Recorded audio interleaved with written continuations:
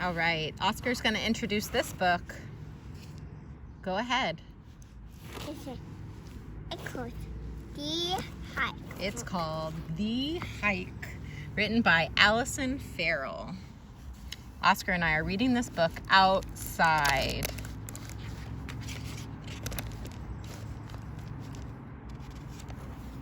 I'm noticing right away somebody is taking field notes. So get ready to meet some characters who are young hikers. They are explorers, they're scientists, botanists, and just like us at Park School, they are writers who like to take notes about their observations out in nature.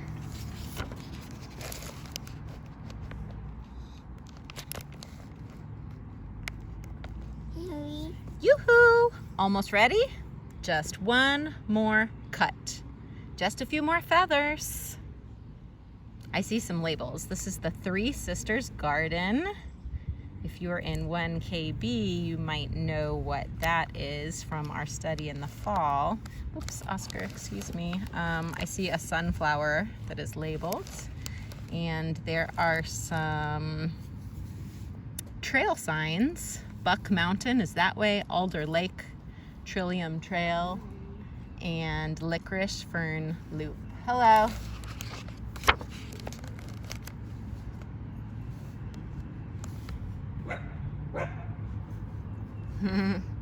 Was that Bean barking? No. No, somebody else. We are going on a hike. Let's meet our characters. We've got Wren, Elle, Hattie, Bean the dog. Up here there's a mountain chickadee, a bumblebee. This is called Snowberry, a Steller's jay feather, And a fox. chipmunk, red fox. Ooh, I've never heard this word before. Mullein, lupin, and it looks like Buck Mountain is that away. It's our favorite thing to do. Ooh, sound effects from the Steller's jay. Shook, shook, shook, shook, shook, shook. Ooh, this has a label that says fairy ring mushrooms. I see that they are in a circular shape. A porcupine quill, Oregon grape, deer fern, English ivy, barred owlets. So these are not barn owls like we studied, but these are barred owls. A knot hole. And over here I see salmonberry. You'll notice that I'm reading the sentences first, and then when it comes to all of the labels, I can go in any order that I want as a reader.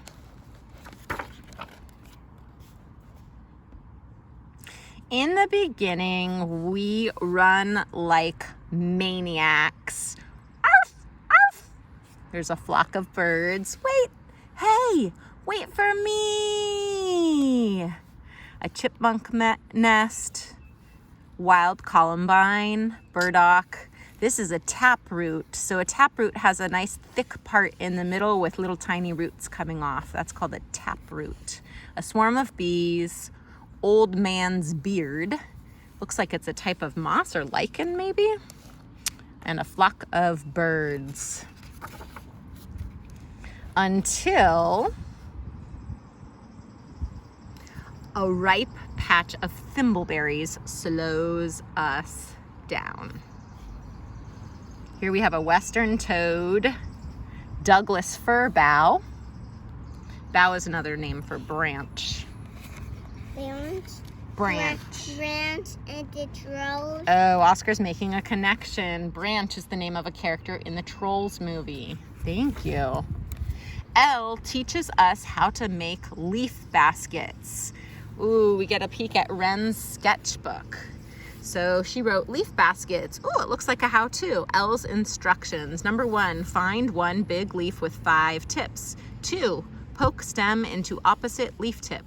3, tip by tip, poke leaf tips with stem. 4, pack with berries. Like this, Elle? Yep. And over in the corner, we have a Douglas fir cone, and it looks like Bean is finding something to dig for.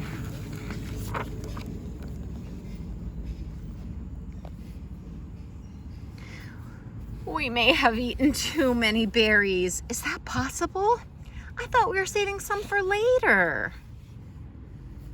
And we have a pileated woodpecker making the sound effect tap, tap, tap, tap, tap, tap, tap, tap, tap. Carpenter ants. Turkey tail mushroom. Bean is saying, arf! This is a nurse log.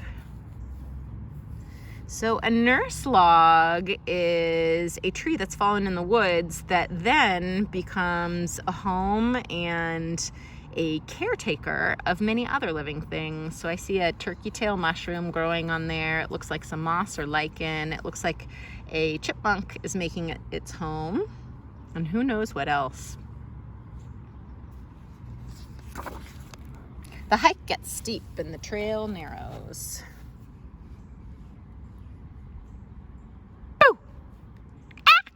Hattie, how'd you get up there so fast? So it looks like Bean is heading up that trail. This is the perimeter loop. Perimeter means the outside of a circle or outside of a shape. This is called Stinky Bob. That's a fun name for a plant. Stinky Bob. Yeah, redwood sorrel, a hollow tree, vanilla leaf, porcupine climbing, a cedar tree. Wow, that would be really cool to see. So as you can see, these naturalists make a lot of observations and they write them down. And I keep thinking, what a fun way to do some writing. We get lost. Which way is north? Pretty sure we're not supposed to cross a river yet. Somebody's map is upside down. And Bean says, yep, this is a Cascades frog. And I see a beaver up here, a damselfly, oyster mushrooms. Oh my goodness. It looks like the little one. Who's the little one again? I forgot. I'm going to go back and check. Hattie. Hattie's reading her map upside down. A stand of red alder trees. And this is red alder catkins. And I see another sound effect here. Tap, tap. And there's lichen growing on this tree. What did you ask, Oscar? What is, oh yeah, let's not put our foot on there. You're wondering what her name is? That one. Oh, that's Hattie. We've got Hattie, and this is Wren, and this is Elle, and Bean. They are characters. Ooh, another peek at Wren's sketchbook. Hattie always finds the route. Bird's eye view of Hattie. Oh, cool. So that's a sketch of Hattie looking at the map upside down. Did we go left after the berry patch? Right, I think. Wren, what's another word for blue? Azure, cerulean, cobalt. It sounds like Elle might be writing a poem about what she is seeing because she's looking for unique ways to say the word blue. Here is a trillium plant, mallow. Ooh, this is cool. It looks like a chipmunk is stealing a little bit of gorp. And I don't know where the word gorp comes from, but I know in the hiking world it means like some kind of trail mix. Some berries. Oh yeah, some berries or maybe apples. Violets. And here the observation, it says sign of a beaver. It looks like a beaver was there, and a bunchberry. So Wren is looking for, I'm assuming that some of these notes are Wren's, looking for signs or clues that animals have been there. In no time, we get back on track. We're halfway there. Who made these? Ooh, animal tracks. Any guesses? Check those out. Here, I'll zoom in. Ooh. So, any guesses what kind of tracks? Who made these? I have the same question. Oopsies. Sorry about that, everybody. This is a Chelan mountain snail. A deer walks past. Bean sneezes. Achoo!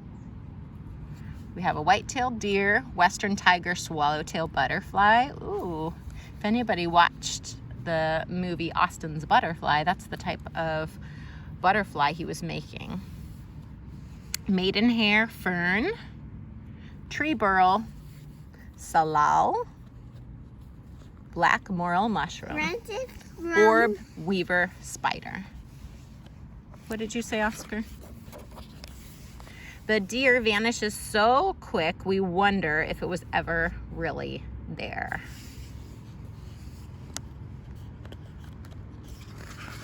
Whoopsies.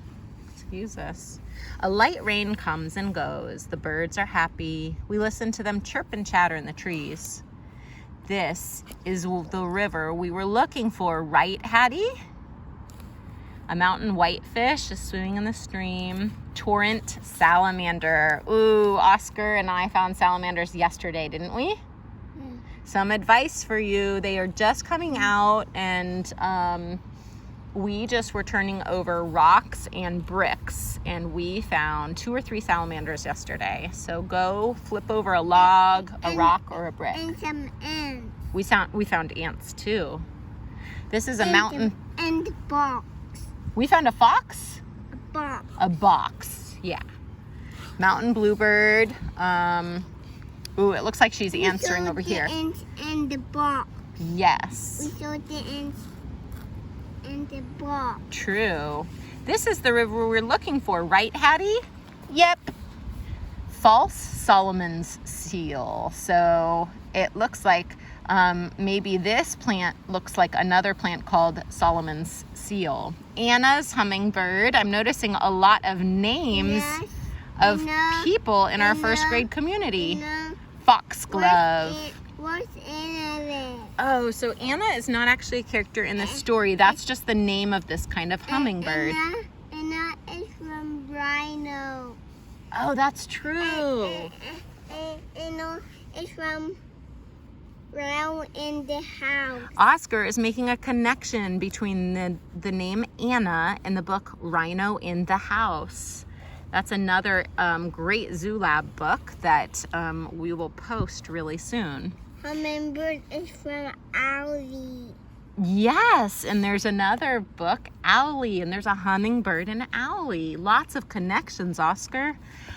This is Wren's sketchbook, birds we saw at Whitefish River. Anna's hummingbird, mountain chickadee, and mountain bluebird. Anna's from Rhino in the house. Yes, we'll read that next. Hattie gets tired. Elle offers to carry her. We can't hear you. I said 30 minutes to the top. This is a king bolete mushroom, banana slug, plunge waterfall, a raven for all the Ravens fans, horsetail. Soon, Elle is tired too. Giddy up! I can't do this much longer. Ride's over, everyone. Brr, it's getting chilly.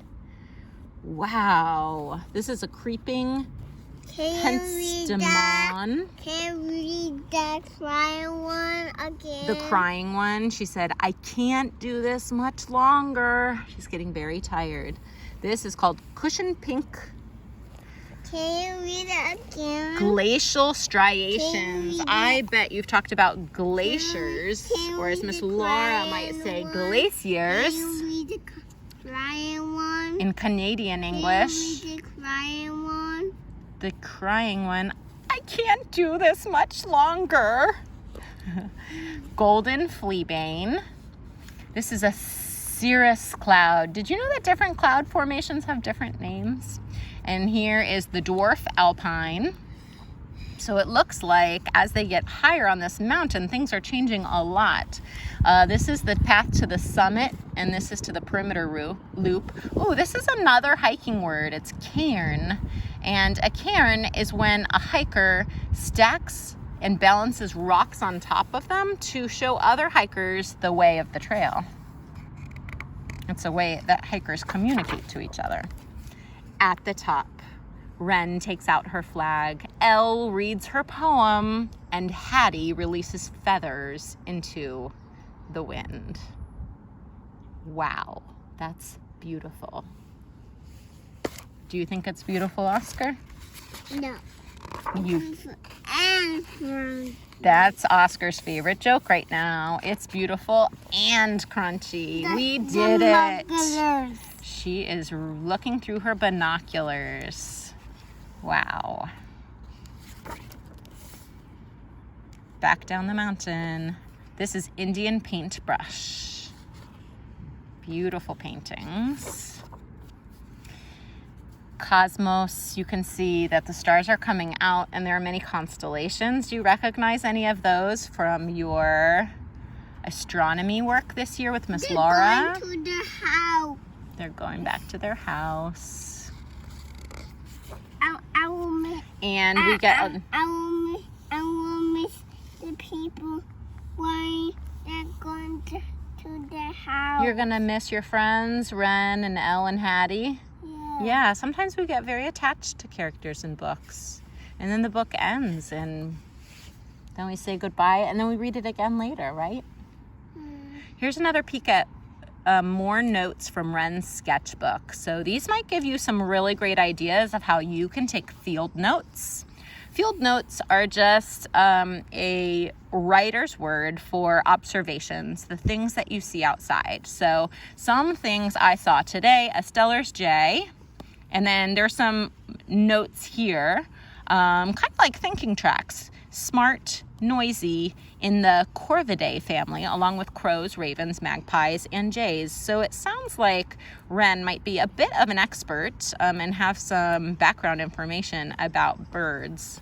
Barred owlets. Hattie says barred owls sound like, who cooks for you? Who cooks for you all? Psst. Why does she keep asking? No one ever cooks for us. So Wren's making a little joke there. Oh, this is interesting. Dead trees, life support, nurse log, horizontal. I can read that again in just a minute. A nurse log is a horizontal dead tree, a nurse for young trees and other wildlife. So I see some little trees. Thanks for the food, nurse, and thanks for the shade. Just doing my job, kiddos. Thanks for the water, too. A missing top. Ooh, juicy. Sound effects. Tap, tap, tap, tap, tap. Leave me a good carpenter, Aunt. Can we do cardinal again? Yeah, you mean the barred owlets? Yeah. This is another important tree word, snag. A vertical dead tree also supports wildlife. So this book has given us a lot of ideas. It's given me a lot of ideas about how to make my writing more interesting. There's 3 features that I am noticing. So labels with arrows are really great to include on your pictures. It makes, it just adds another level of detail to your pictures. I also noticed talking bubbles. A lot of the characters and even the animals and plants, these trees have talking bubbles. So this author Wren used her imagination and thought, well, what might these trees be saying? Or what might these barred owlets be saying? That makes it really fun and interesting to read. And the third feature is sound effects. So some of you probably already know that the official word for sound effects in writing is onomatopoeia. It's a really long word. Tap, tap, tap, tap, tap. I'm going to read the barred owlets again. Who cooks for you? Who cooks for you all? Psst. Why does she keep asking? No one ever cooks for us. Here's another peek at Wren's sketchbook. When bees swarm, bzzz, sound effects. The old queen bee leaves the hive with about half of the worker bees, leaving a new queen behind. Swarms are how bees make new hives. And this is labeled worker, all are female bees. Work, work, work. Queen, ruler of the hive, and drone, a male bee. These are the Invasive Plant Awards. Life goals, take over the world. English ivy. I got English ivy around my neighborhood, and I've noticed it all over Baltimore. Can smother and kill plants and trees. Actually, I don't know if it's English ivy, but some kind of ivy. Herb Robert, stinky when picked. Please call me Stinky Bob. Quick spreading, fast growing, and world dominating. The mollusk family, slugs, snails, some shellfish, and octopuses. Oyster, I'm a mollusk. And then we've got the oyster mushroom, carnivorous, can kill and eat nematodes. This oyster mushroom is a fungus, not a mollusk. So it's called oyster because it looks like a mollusk oyster, but it's really a fungus. Deer tracks by L, a fawn, young deer, 1 year doe, adult doe, yearling buck, 2.5-year buck, and a 3.5 to 6.5 year buck. Fawn is a young deer, doe is a female deer, buck is a male deer.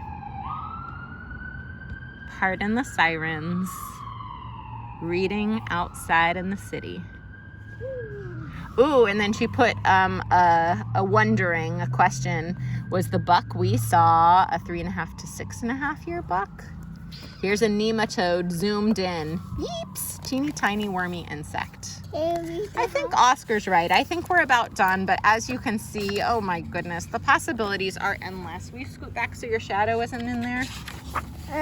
So many field notes to take. I cannot wait to see your field notes, first graders. There's so much to observe outside, even in the smallest little patch of dirt. So give it a try and have some fun exploring and writing outside.